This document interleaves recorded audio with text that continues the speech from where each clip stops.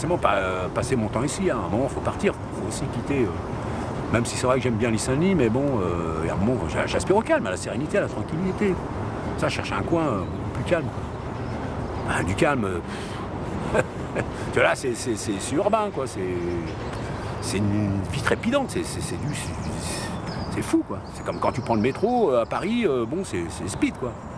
Toujours cavaler, toujours courir, c'est tendu, Tu prends le RER, t'es compressé, c'est partout, c'est comme ça, même à Lys-Saint-Denis, c'est comme ça. Il y a des véhicules partout, ça circule partout, c'est bruyant, c'est... Oh.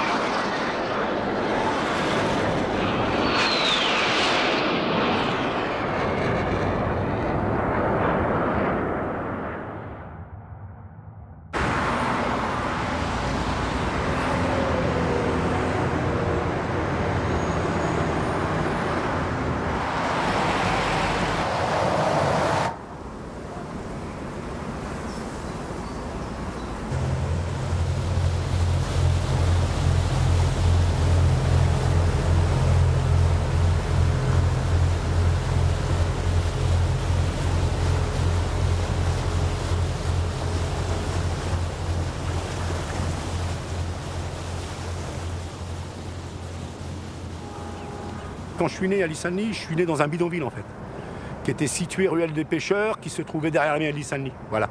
Mais la quasi-totalité donc bon pas quasi-totalité, mais une bonne partie de la ville était en friche. Il y avait très peu de logements sociaux.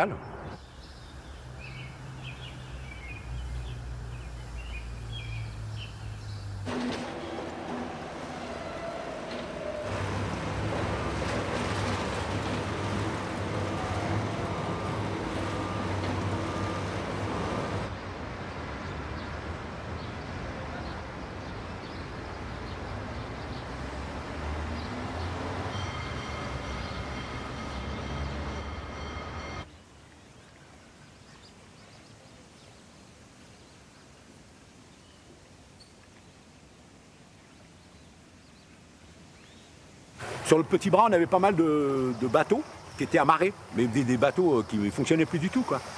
Et je me rappelle de ce petit bateau en bois, il y avait un petit bateau en bois peint en bleu. On l'appelait le bateau bleu, nous, on était comme ça. Puis bon, c'était notre terrain de jeu, on allait jouer aussi dans ce bateau bleu.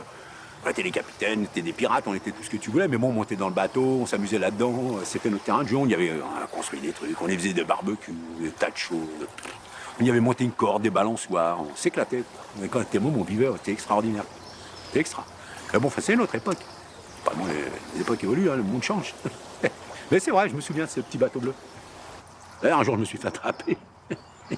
Les mecs sont venus en... Je les avais pas vu arriver parce que je les avais insultés. Je disais des gros mots, j'étais petit. Ils m'ont attrapé. En fait, ils sont venus par la Seine. Je les ai pas vus par-dessous la Seine. Habillés en scaphandre, comme des hommes grenouilles, ils sont arrivés par-dessous la Seine. Ils m'ont attrapé. À la raclée que j'ai pris. Mais bon, je suis un peu responsable, ils les avaient insultés, quoi. Bon, enfin, bref. Ça, quand on est enfant, on se réfléchit pas aux conséquences.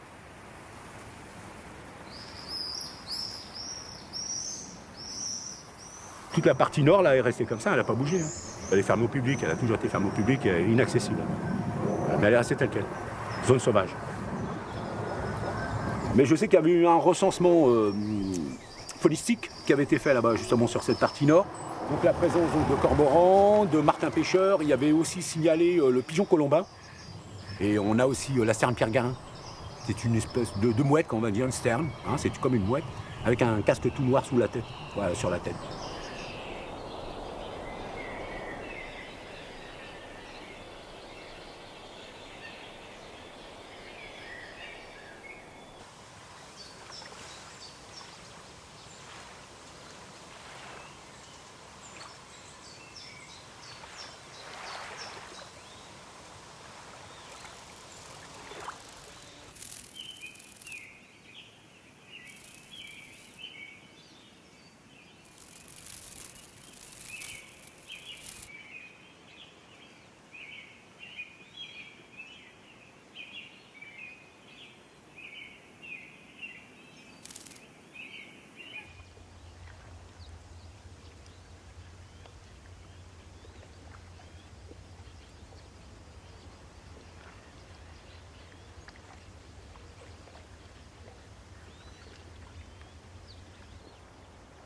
Les eaux sont poissonneuses. Donc dans la Seine, grosso modo, à l'heure d'aujourd'hui, c'est, bon, je sais pas dire des bêtises, mais c'est quand même 52 espèces de poissons différents. À partir du moment où il y a de la nourriture, non, forcément, les cormorans sont là, quoi. Bon, ça gêne un peu pour les pêcheurs, mais bon, ils pêchent, ils ramassent tout. Quand ils viennent à 300, 400, qui se mettent à plonger dans la Seine.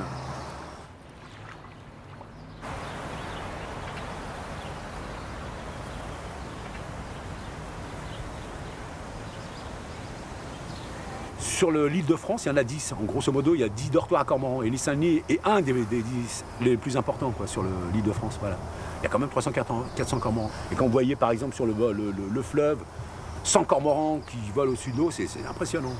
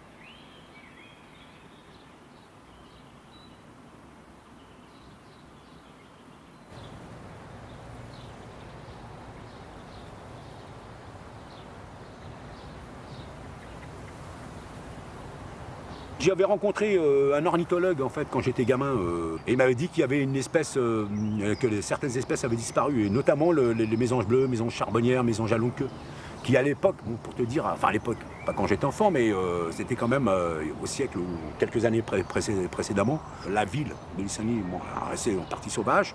Il y avait ces exploitations agricoles, donc il y avait une multitude forcément d'oiseaux, etc., etc. Quoi. Forcément, inévitablement. Mais bon, après, donc avec pas la modernisation, mais l'urbanisation à outrance qu'a connu la ville, ou même d'autres villes hein, du coin, bon, évidemment, tout ça c'est parti en désuétude.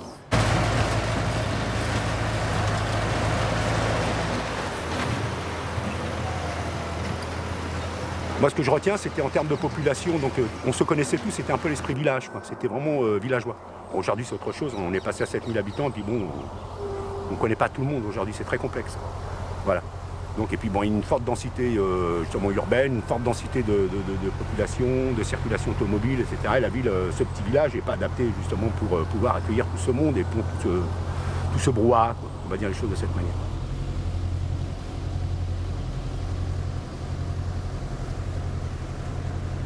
Pas le moins c'est une petite vie sympa, mais bon, tout de même. Bon, il ne fait pas tout quand même. Moi, j'ai fait pas mal de choses à Lissani, mais quand même, faut aller voir, il y a d'autres horizons quand même. Pas partir en vacances à Lissani, à Pointe-Nord, Pointe-Sud, bon, quand même, pas exagérer. Faut aussi bouger, quoi.